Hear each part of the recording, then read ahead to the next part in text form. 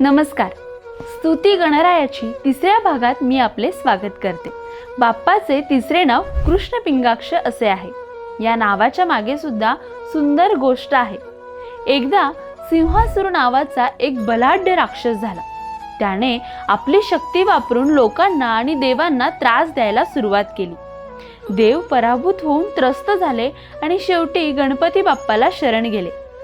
तेव्हा गणपतींनी एक विशेष रूप धारण केले, कृष्ण पिंगाक्ष. या रूपात गणपती बाप्पाचे डोळे गडद काळसर आणि अत्यंत तेजस्वी होते.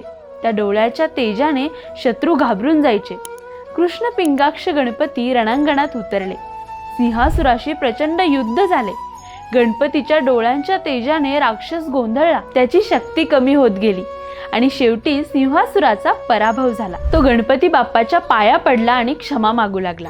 गणपती बाप्पाने त्याला माफ केले आणि शिकवण दिली, जो लोभ, मत्सर आणि अभिमानाने वागेल त्याला नेहमी अपयश येईल, पण जो नम्रतेने वागेल त्याला मी सदैव साथ देईन. त्या दिवसापासून गणपती बाप्पाचं कृष्ण पिंगाक्ष गणपती हे नाव प्रसिद्ध झालं. या गोष्टीतून आपल्याला हे शिकायला मिळतं की खरं तेज ते नाही जे शक्तीत आहे, खरं तेज तर प्रामाणिकपणात आणि नम्रतेत आहे. गणपती बाप्पा मोरया.